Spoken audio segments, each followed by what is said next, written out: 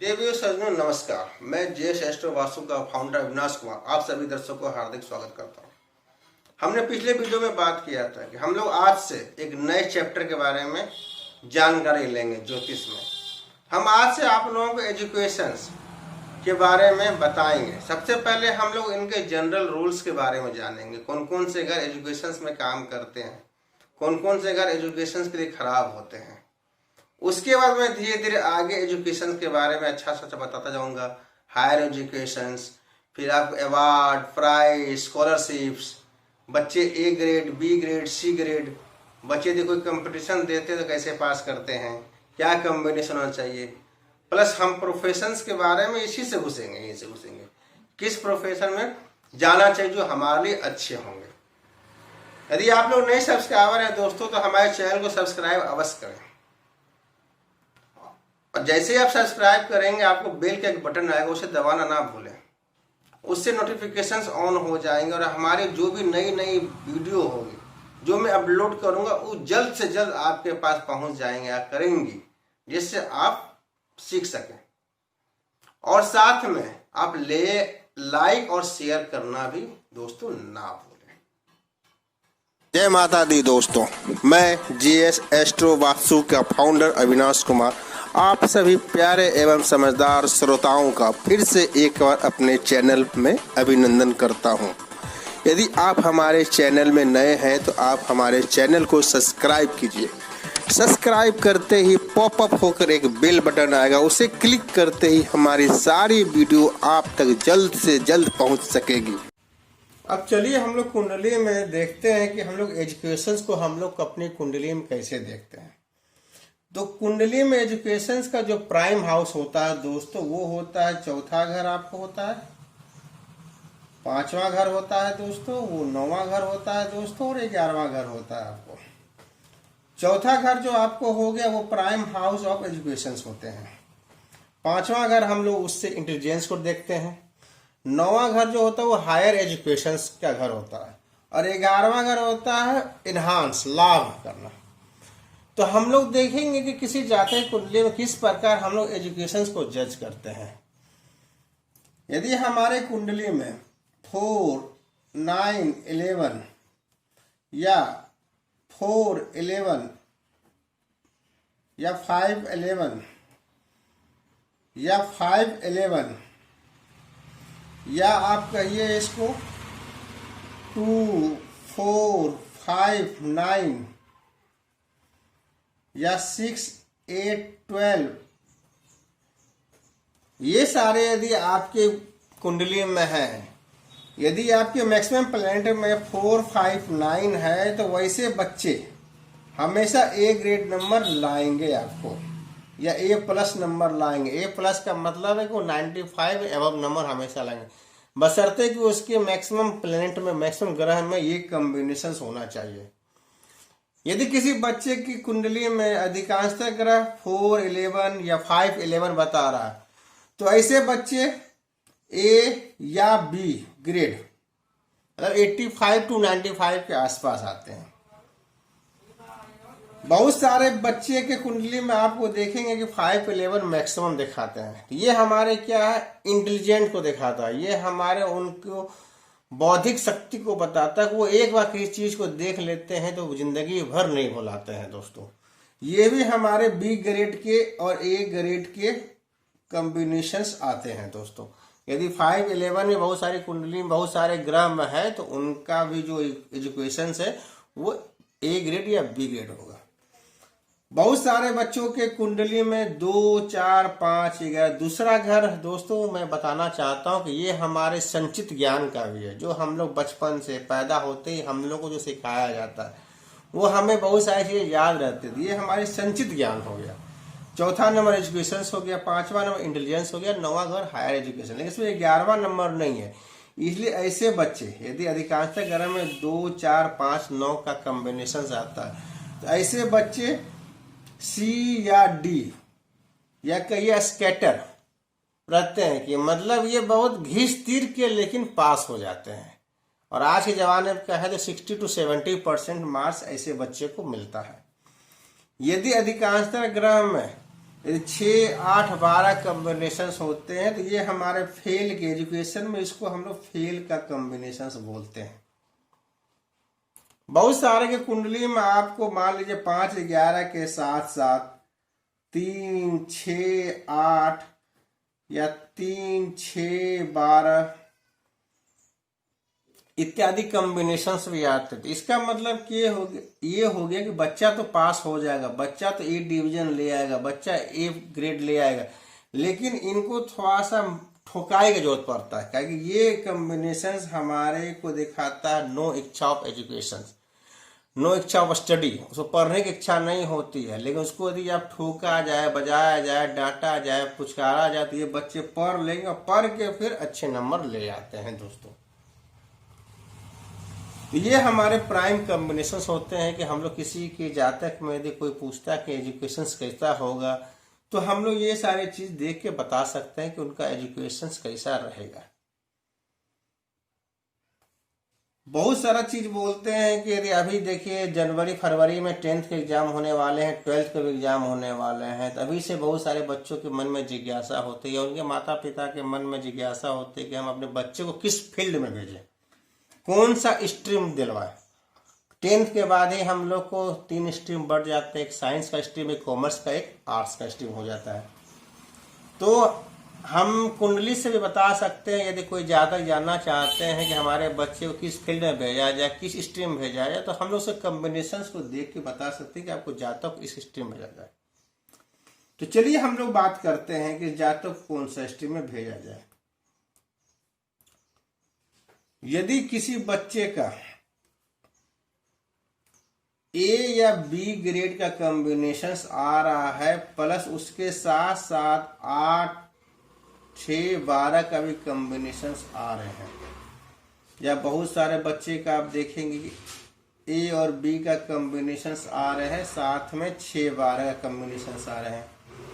बहुत सारे बच्चे का आप देखिए ए और बी ग्रेड के कॉम्बिनेशन आ रहे हैं, साथ में 8 और 12 आ रहे हैं। तो ऐसे कॉम्बिनेशंस क्या बताते हैं? ऐसे कॉम्बिनेशंस बताते हैं scientific of mind, the scientific band of mind, ऐसे कॉम्बिनेशंस बताते हैं दोस्तों।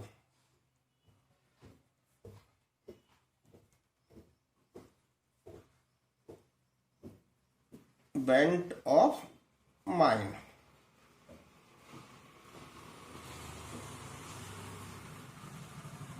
क्या 6, 8, 12, 6, 12, 8, 12 जनरली खराब ही कहलाते हैं। वो अपना कहीं ना कहीं अपना रूप दिखाते ही दिखाते हैं, लेकिन ऐसे बच्चे क्या होते हैं, फेल नहीं होते हैं। Child do not fail means either ऐसे बच्चे या तो इंजीनियरिंग फील्ड में जाते हैं या साइंटिफिक फील्ड में जाते हैं दोस्तों।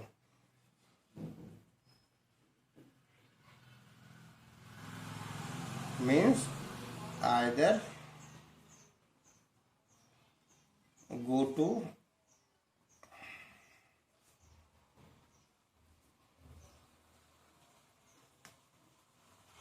engineering field or scientist.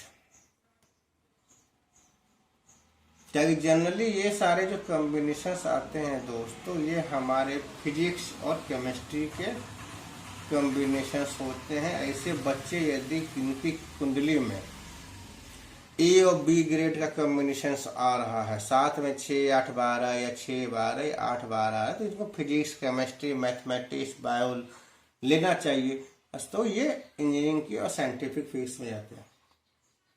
यदि 8, 12 ए और बी के साथ आता है तो जातक डेप्थ में गहन अध्ययन करता है।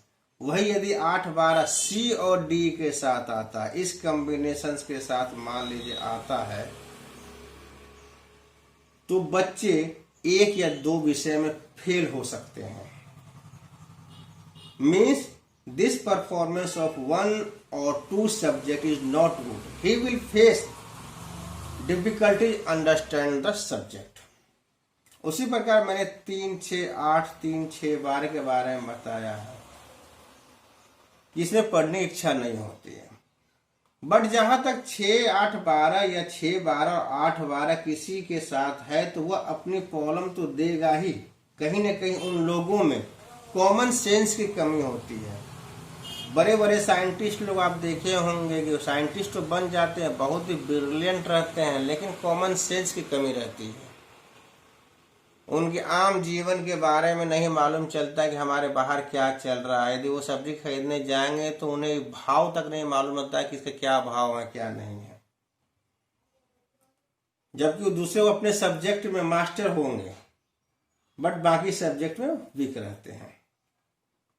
हम चलिए कुछ एग्जाम्पल देकर आपको दिखाना चाहते हैं कि हम लोग कैसे जज करें कि कौन सा स्ट्रांग होता है कौन सा नहीं स्ट्रांग होता। मान लीजिए किसी जातक की कुंडली के किसी एक ग्रह में, ये मान लीजिए एक्स एक कोई ग्रह है, उसमें यदि कम्बिनेशन यदि उसका ग्रह जो बता रहा है 6, 7, 8 और 9 बता रहा है, उसका जो नक्षत्र बता रहा है 2, 5, 9, 12 बता रहा है, और उसका सबलॉट बता रहा है 4, 7 और 11।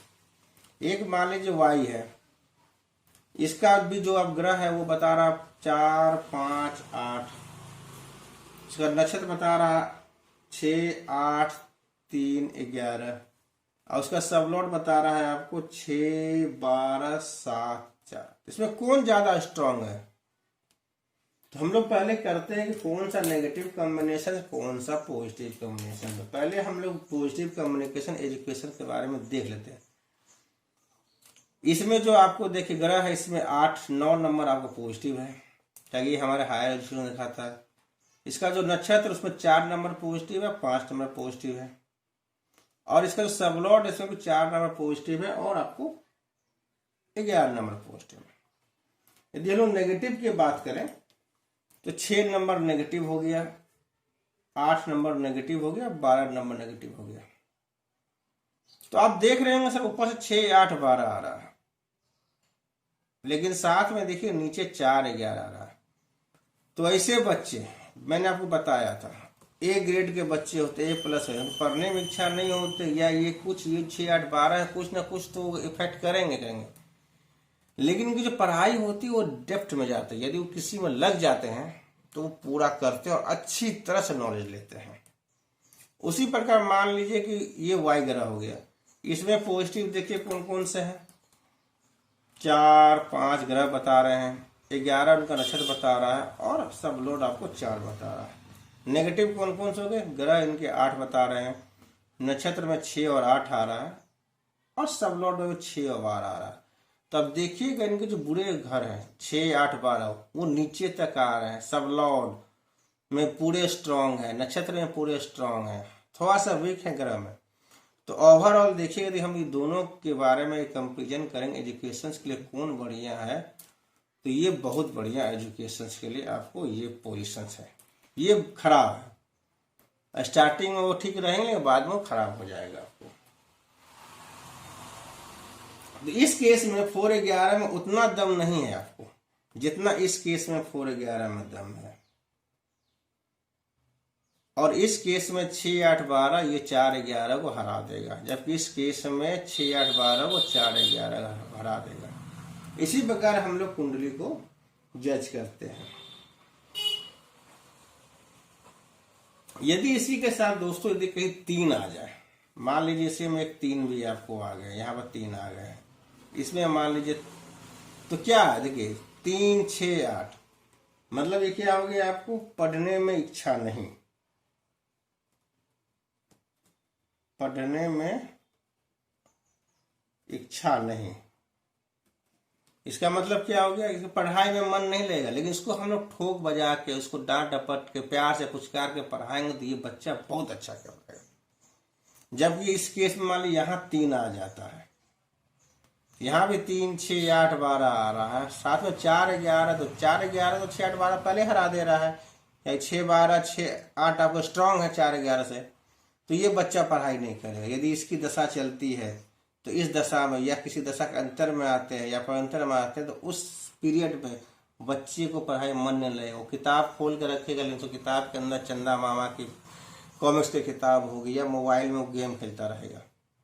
लेकिन इस केस में इसको कितना भी डांटिएगा लेकिन नहीं पढ़ेगा। इस केस में भी है, उस बच्चे को पढ़ने में मन नहीं लगेगा, लेकिन हम लोग घर में घुसेंगे, डांट डपट करेंगे तो बच्चा पढ़ लेगा। यदि आधा घंटा ही पढ़ेगा तो बहुत मेमोरी स्ट्रांग शार्प होगा। तो मैं ज़्यादा वीडियो बड़ा नहीं करना चाहता हूँ दोस्तों, क्योंकि अभी इसमें एजुकेशन से बहुत लंबा हम लोग को चलना है। तो मैं पार्ट वाइज पार्ट आपको बताते चलूँगा। उसके बाद मैं जब एजुकेशन चैप्टर खत्म हो जाएगा तो मैं कुछ 4-5 कुंडलियाँ आपके साथ विश्लेषण करूँगा कि उसमें दिखाना चाहूँगा कैसे देखा जाता है। यदि आप लोग नए सब्सक्राइबर हैं तो हमारे चैनल को सब्सक्राइब अवश्य कीजिए दोस्तों। कि आपको मैं अच्छी अच्छी वीडियो देता रहूँगा, आपको अच्छी जानकारी देता रहूँगा, और साथ में लाइक और शेयर करना ना भूलें दोस्तों। जय माता दी, धन्यवाद दोस्तों।